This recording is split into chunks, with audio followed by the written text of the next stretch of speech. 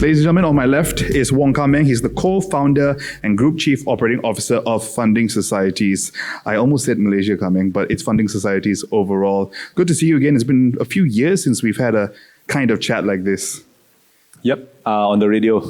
I think I was quite many moons suspenseful. ago. Yes, that was the breakfast grill. Yeah, don't worry, this is not the grill anymore. Okay, this is a fireside chat. We'll talk about your journey, what's it been like. But I think first of all, I think last night was a great validation of the journey that you've been on as well. Considering that there was a voting factor and judging factor as well to that. So congratulations on being named Founder of the Year. What does this recognition by the industry, by other players, stakeholders in the industry mean to you? No, thanks, Roshan, for the warm welcome.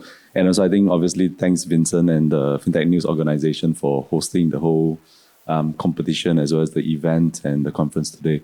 So I think it means a lot. It didn't take too long, just 8 years. And then average exit time apparently in Malaysia is 8 years, 8.1. Oh, is it? Okay. I heard it's been getting longer since the world events. But I think very grateful, very humble, very honored. Candidly speaking, when we were filling up the application form and had to answer questions, it's very hard to delineate. So whenever you cite all your achievements, it's very hard to delineate this is mine or this is the company's, right?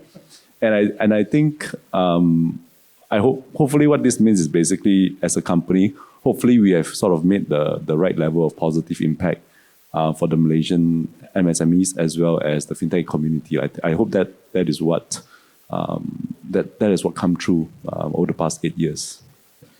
Come on, let's get into the journey a little bit now.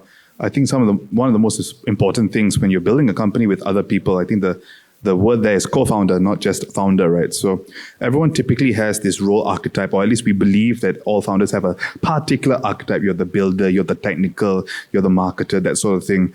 What best describes you and your contribution to Funding Societies? Look deep inside and tell us. Yeah. So I think my description at one point, I had to change it because I think it was a bit confusing afterwards.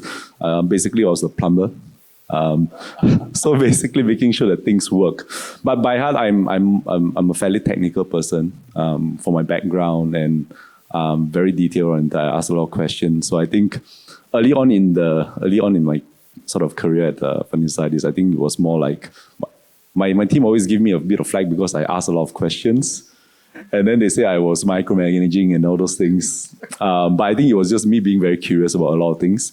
So I'm a fairly detail-oriented person and a bit of an operator, technical person. So I think that has been what I realized I've sort of gravitated towards and what I was comfortable with, working with messy things. And I think taking that approach in terms of being fairly structured in terms of how I think about things and being very detailed. And a lot of the innovations that we've done, I think it's important to go from 0 to 1, but I think 1 to 100 is equally important if you want to build a sustainable business, right? That's where the monetization, that's where the profitability, that's where the sustainability comes from. And I think from my perspective, that's where I think I probably added a lot more impact to the group. And some of the things that we've done in being able to scale in Malaysia, let's say microfinancing, digital supply chain financing, and so on and so forth. I think we have been able to do that in Malaysia and export some of these capabilities across the group, so to other countries. Yeah. What was, I guess, in your own journey, 0 to 100, 1 to 100, depending on who you ask, one is more difficult than the other. For you, which was the more challenging part of this 8-year journey, going from 0 to 1 or 1 to 100? I think for me, it depends on temperament, personality, character, and what you lend yourself better to. I think I do better from 1 to 100 than 0 to 1. That's why we have co-founders and we have team members that is very good at 0 to 1. Although some team members do say that I sometimes might have a bit too many ideas. But I do think that I'm a bit more comfortable with 1 to 100. And I think definitely when we were first starting off in Malaysia back in 2016, so I came back home, basically had nothing. So I was working out of my bedroom. And my parents, at one point they got a bit worried when they started asking me, is this license that you were applying for difficult to get? That was like 6 months, right, after I quit my job, and then I came back to Malaysia, and then I stayed at home, and then basically I work at my desk, which is like a few steps away from my bed. So I think they obviously got a bit worried at some point, and they asked me the question. They have never asked me this sort of questions before in my life. And I think that was a scary journey as well, because it was going through the whole interview process, application process with the regulators. Thankfully, we got a license. Otherwise, I would have been out of a job. Because there's no other space for me, right? There's no company, there's no business, right? But thankfully, we got the whole license approved, and we launched in 2017 February. So I think that was definitely a scary journey. We had to sort of innovate and develop a lot of products and roll out from there on. But I think over time, as I reflect, the challenges doesn't get easier. So bigger companies, more team members, just bigger problems. I'll get back to challenges in a second, but just hearing that story, the picture you painted there, I'm getting scared. I'm listening to this and like, okay, you left your job, you're building this out, you're not sure you're going to get the license. Why did you jump into this? Like, it's not an easy journey. Anyone who goes into building their own business thinking it's because I want to be my own boss, ends up having many other bosses, right? Your customers, your vendors, all sorts of different things. What gave you the confidence to take that step and start building what would become funding societies? Well, it might sound very well put together now, probably hindsight bias, right? Or I was just ignorant and then, oh yeah, this sounds like a cool thing to do. Let's try to spend a few years trying to do this. With hindsight bias, it's a combination of right time, right team, right industry, right place. I think it was a confluence of those factors. So previously, before I was started with funding studies in Malaysia, basically I was in the financial services industry. So I saw the gap, I saw the opportunity. Malaysia was home, so it was natural for me to have a bit of advantage here.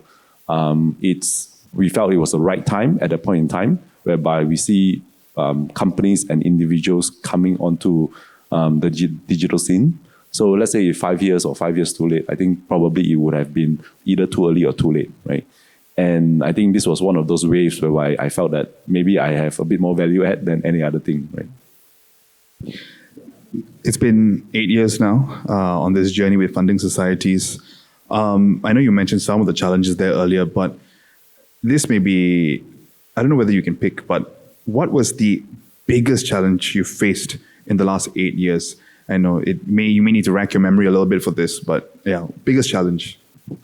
Yep. So I think it's been challenging throughout, candidly speaking. So having no job and having no operating license or credibility until, say, building up the team and getting our first loan dispersed. So at that point in time, we were just talking about 100,000 ringgit per month.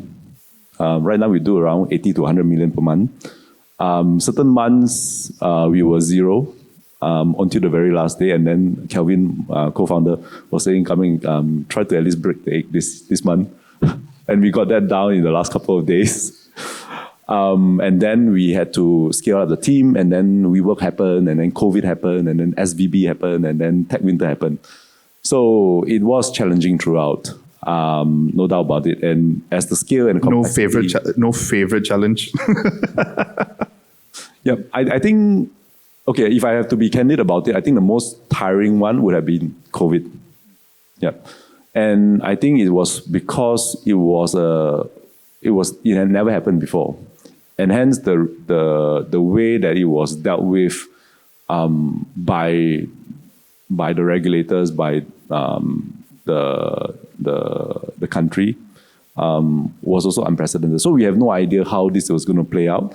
And every quarter, if you recall, there was a bit of a different season in terms of how it was being managed. So basically in the risk business, you need to be very much on the ball. And we had to make a lot of changes throughout the way. I think over the whole period, I think we came out of it very well. I think a lot of the SMEs, we were able to support through that period along with our investors. But it is very tiring because it was no longer about driving for growth and achieving success. Then the definition of success was more like making sure that everything's okay. And that has a very different feel to it. In the post-COVID environment that we're in now, a lot of startups are facing the funding winter. It's default alive for a lot of them. What is it like? but that sounds like what you were facing during COVID. What's the situation like for funding societies today? I think for us, currently there was a tech funding window that started quite a while ago.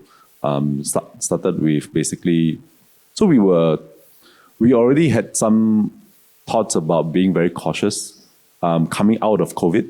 So we thought that basically after COVID, you might have a bounce, but that bounce may not last very long. So we have been holding our breath since then. And we're still holding our breaths. And obviously, and then SVB happened and the tech sell-off and all those things happened. So I think it's definitely very challenging. And I think there is still a period to go before people are risk on again, right? The industry is risk on again. So I think it's quite a challenging period for most tech companies, to be honest. And I think it's very important to stay nimble and grow maintain a lean, profitable business. Yep. Yeah, actually, and very much in that line there. We speak about challenges, we speak about the current environment. We can't avoid the fact that your Indonesian unit, Model Q, laid off 38 employees earlier this year. That's around 18% of its workforce, so not the group as a whole. And the reasons cited then were macroeconomic conditions, but I think fair to say that layoffs haven't been uncommon for tech companies in the last 1, 2, 3 years. I can imagine that this can't have been an easy decision as a founder. But essentially, were there no other options left on the table before making that decision? Yeah, I think that is always the last straw, right? The last option that you have. And candidly speaking, if you think about it from the broader scheme of things, like you said, at the overall group level, it's single digits in terms of impacted employees. And it doesn't move the needle at a group level, for instance, right? And there is a lot of, it's a lot trickier to manage that than any other things in terms of the line, in terms of P&L that you can manage because of the indirect impact of it in terms of morale and all those things, right? So that is obviously the last thing that we'll go to. But I think for us, we had to make that decision because of the macro context. And I think when we made that decision, we made sure that we need to take care of the people that are being impacted and make sure that they actually transition well. Yeah.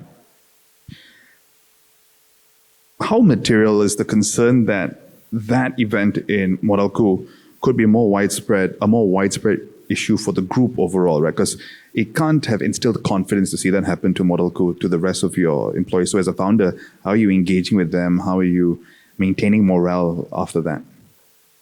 I think for us, we've been always very transparent. So we talked about it and we discussed it at the town halls. So it's always been a focus. For us, we've been always very focused on growth and also profitability since 2019, 2018 periods. Then that's before WeWork and everything else that happened, right? So we've always been very focused on those two areas since early days. And I think it's not a new topic that we always continue to discuss at town halls. And I think from that perspective, I think people can see basically the consistency of the messaging and the focus of the company.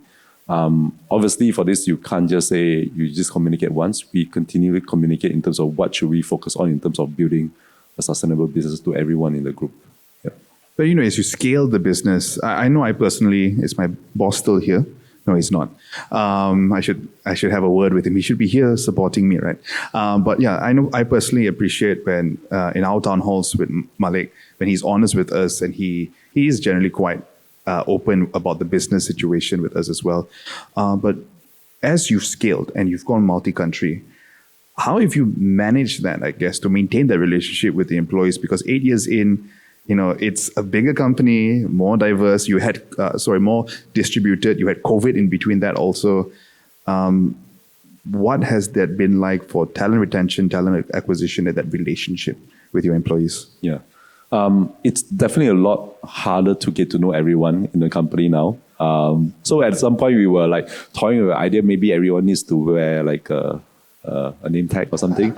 Or maybe if you have a desk, then maybe you need to put your name on your desk. Because, if you don't know someone's name or you forgot, then it's very awkward, right? To say, hey, and start a conversation. So, in short, it's not easy once you get to a certain scale. And candidly speaking, it's a lot nicer when it's a lot smaller of an organization. But I think for us is we have, so a lot of times myself and my fellow senior leadership team members, a lot of the time we spend is on communications. So it's about repeating the same thing over and over again. We use the slide messages, profile messages as also another tool for us to sort of share consistent, like share the same views over and over again. Have a lot of one-on-ones. Sometimes you have to do group sessions and all those things. I think it's just a lot of focus on that. I think there's no way two ways around it. I think for us, it's also making sure that the leads that we have are aligned in terms of the values of the company and vision of the company, because they are the one who's going to be interacting daily with the team. So I think for us, we take that into consideration as well. Before we, I'll come back to this in a second, but from the process of having to lay off people, and the communication with your staff, with your employees as you've scaled here, maintaining the relationship, what lessons, I guess, have you and your other co-founders learned that you think other founders should be aware of, right? Let's say they are a few years behind you, they're building up their companies, they're 10-man shops, they're going to be expecting to be 20, 30 in a few years' time. What are the key lessons that you've learned that you'd like to impart when it comes to employee relationships and ensuring that, I guess, you reach this balance of where you don't, laying off people isn't a desirable option, right? So yeah, some of those lessons that you've learned along the way. Yeah, I think you have to be very transparent with the team. I think in terms of what is most important, and you have to make sure that especially the managers and leads, because they are the one who's going to be making the hiring decisions. In terms of, because you can always build a business case, you can always justify more headcount. There's no way to argue against that. It's always so what you can do is to make sure whenever you have before you hire or promote someone into a lead or manager position, you need to make sure whether the person has the same set of values and priorities and focus as the rest of the leadership team. So I think that's probably one of the big lessons out there. But I think having said that, right, as a entrepreneur, as a startup, and if you're trying to have a big impact, I think you're going to have to make some big bets, right? And the lesson there, and I think more true, is basically you need to make bets, but if the bets go south, you just have to make sure that it doesn't bring the whole company down with it. So I think that's basically echoes that point as well in terms of still taking a gamble, right? Because you're pioneering. So you can't sort of like do things incrementally and expect things to change in a big way, right? So I think it echoes that point. It's just being a lot more disciplined about what kind of bets are you taking. Let's talk a little bit about funding and I guess the approaches to that over the last 8 years. Funding Societies raised its Series A in 2016. Last year raised 144 million in a Series C plus equity round led by SoftBank's Vision Fund 2. Congrats on that. You also more recently raised debt, $27 million in a round led by AlteriQ Global. What was the initial approach and experience in securing funding for Funding Societies, and how has that evolved over the last 8 years, especially now with the changing climate? So maybe let's take the changing climate out of the picture first. For the first few years when you were raising your Series A, B, C, C+, how did the evolution of the experience change? It was completely different. When we first started off in 2015, 2016, that's when our Series A, Series B rounds happened. Well, Series B was slightly later, 2018, thereabouts. It's completely different now in this landscape. I think funding was a lot more flush at that point in time. And I think for us, the initial days there's two types of funding. One is equity, one is debt. Earlier days, we were mostly focused on equity because if you want to get debt funding, in which case we used to grow our loan books, they will run some kind of historical track record of all your loan performance and so on and so forth.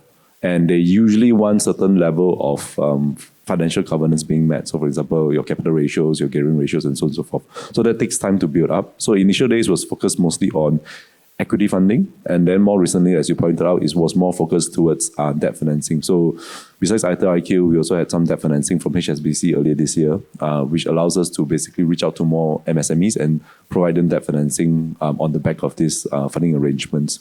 So that has been the change in the mix of equity versus debt funding over time.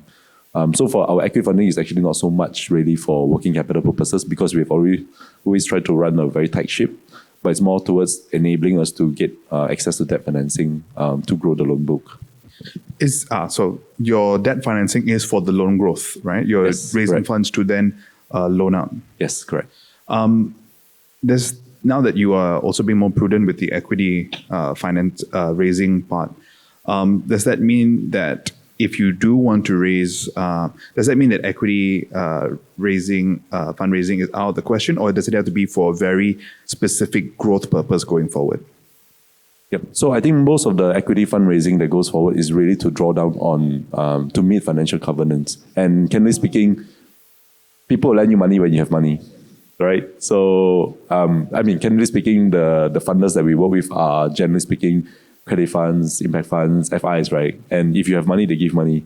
So basically, most of the equity funding is aimed towards giving that level of assurance and comfort towards these debt lenders. Yeah. Managing the balance between growth and profitability is the in thing today, right? It's this. Before this, it was growth at all costs. Now it's like, no. We want to see green, or at least a pathway to green in the longer term. You have quite a few notable investors in the cap table, notably SoftBank Vision Fund 2. Talk to us a little bit about the intricacies, the challenges, and maybe even some of the tactics that you and your co-founders use when it comes to managing key relationships like these, especially when you're looking to, whether it's, talking about KPIs, managing growth, that sort of thing. So I think with all relationships, it goes back to trust. I think it's very important. So I think a lot of the relationships that we had nurtured since 2015, 2016 days, right? So even for SoftBank Vision Fund, for instance, the relationship started when we had SoftBank Ventures Asia as our shareholders back in our Series B. So this was basically the 2018 period, thereabouts. And then obviously we started talking even before then, right, when we had Sequoia in as Series A. So it's all about building the relationship over time. And hence that gives us comfort in terms of who are the shareholders that are coming in. And hence that are we on the same wavelength or not, right? I think once they're on board, it's important to keep that very candid conversations with them. So most of the time they're all despite being board of directors, they're typically on WhatsApp basis. Yeah. And then you can just jump on the call with them and then discuss any kind of challenges that you have. We do the basics, right? So monthly financials, quarterly board meetings, and so forth. Generally speaking, those conversations are quite candid, including all the sort of like bilateral conversations as well. I think it's just building that level of transparency. And I think one of the things that earlier on in our life, one of our major investors, I think they were saying, they was just saying that you have to be sort of transparent in terms of the challenges that you're facing.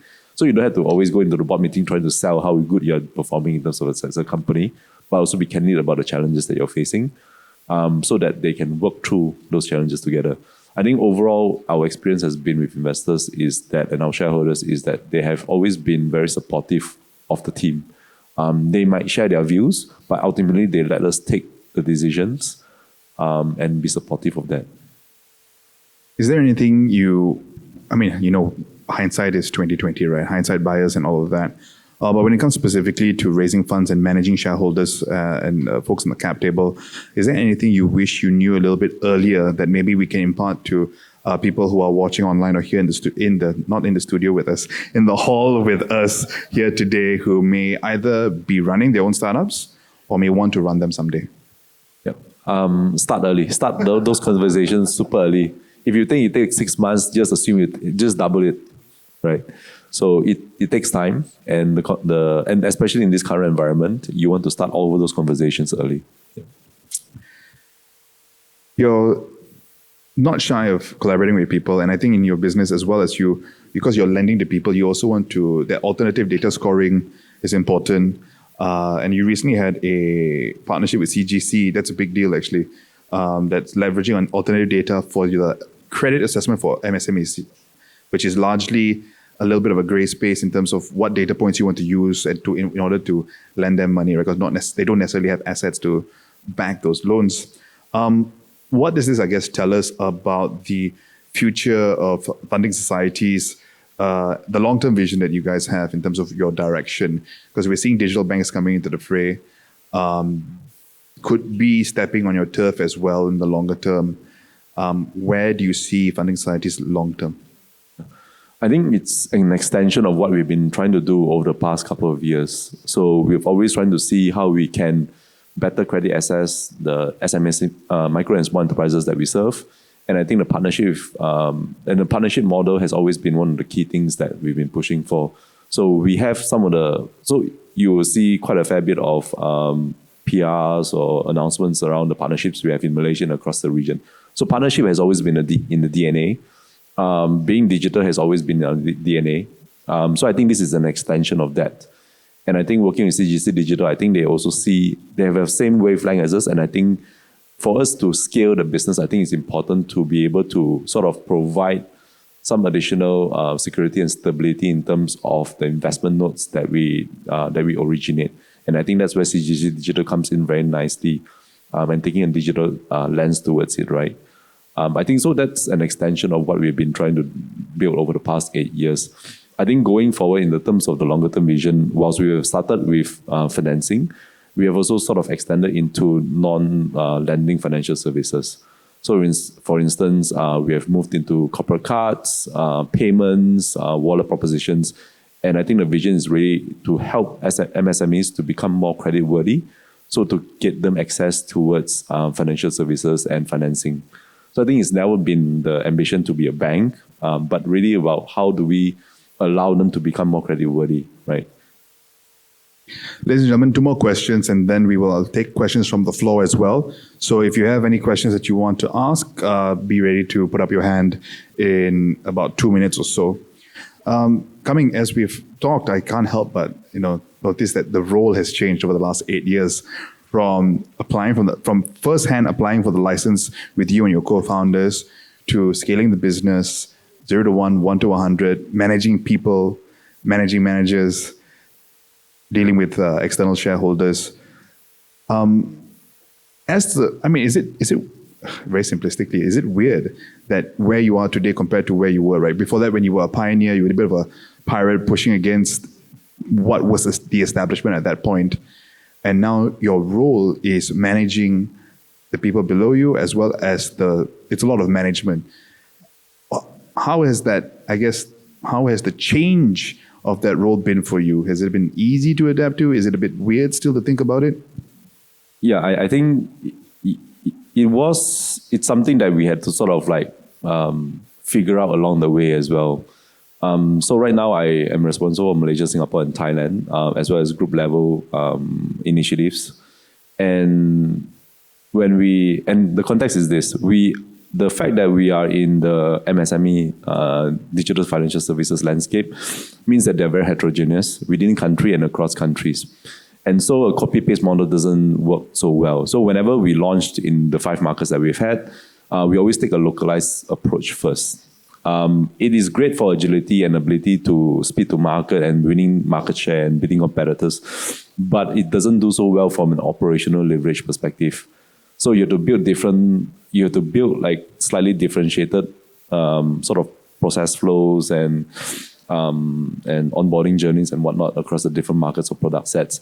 And I think that at this stage whereby we realize that we need to create a lot more operational leverage in a group, and hence the focus sort of shifts towards being too localized towards something that can we streamline and can we standardize, can we automate across the group more effectively. And I think that the hard part about that is how do we go about it? Because, if you look at a lot of companies, big companies here and there, I think they always swing too much to one side of the pendulum, like localized, and then they realize, we are too localized, and then we're going to go all the way towards the end, let's completely standardize, right? And then you lose all your edge completely. So I think for us, is the challenge is so much about trying to figure out what's the right balance towards it. Earlier today, we had Han Liu come and talk to us about when was the right time to leave, right? So 2012 was when they started Jin Xu, the owner of the Ringgit Plus brand, and today he's doing another startup. You've been doing this for 8 years now. how long do you see yourself doing this? Are you getting itchy to do something else, or are you comfortable in the 1 to 100? I think it's a sprinting marathon. This is a sprinting marathon for sure. And I'm really enjoying every bit of it. And I think the business has evolved significantly since we first started. And with the most recent foray into sort of payments and cards and wallet propositions, I think there's so much more that we can do. We are barely scratching the surface. And so I'm quite excited to see what the future holds. So it's around for a while longer, huh? Yes. Ladies and gentlemen, any questions from the floor? We have one from Dave, one from Vincent. Anyone else? Just put up your hand now, then, because so we can. All right, cool. So Dave, Vincent, and then we'll move on to our next session. Dave? Hello. Thanks, Kah Meng, for sharing your candid experiences. So if I may ask, could you share what are some of the beautiful mistakes that you had done and you later found out that it wasn't a bad decision? So one of the things that we overlooked or we underestimated was the importance of HR or talent, the talent team. So when you're in so before I was in Financial Ideas, I was in a big company and whatnot. And you don't realize, and the HR team has always been a bit on the side and you don't really see the value add. But once you're running a business and people is everything, candidly speaking, whatever was achieved in the team was basically based on some folks that we have been able to sort of find and nurture and groom over the years, right? I think, and giving them more accountability and responsibility is all back to them in terms of the success. I think, and hence this is where the talent team and the HR team comes into the picture, right? So early days, I was the one who's sending out LinkedIn messages and trying to get them to talk to me and then have some interview sessions, let's say in some random cafe somewhere because we don't have an office. But I mean, more seriously, I think one of the things that we underinvested early on in the career, in terms of the journey of the company, is basically building up a solid talent function. So all the way from talent acquisition until learning, development, and retention. Vincent? So this is an exception this time. I'm not asking a question. I just wanted to say something. I think the universe works in a very funny way. I don't know if you remember this coming when you first landed in Malaysia. Our mutual friend Jason introduced you to me in this very venue. So I just want to say it's been a privilege to chronicle journeys like funding societies and all the startups in the fintech space. And congratulations once again. Thanks, Vincent. Yes. On that note, I think we can move on to our next session. Kah Meng, thank you so much for your time. Really appreciate it. Ladies and gentlemen, Wong Kah Meng, co-founder and Group Chief Operating Officer of Funding Societies.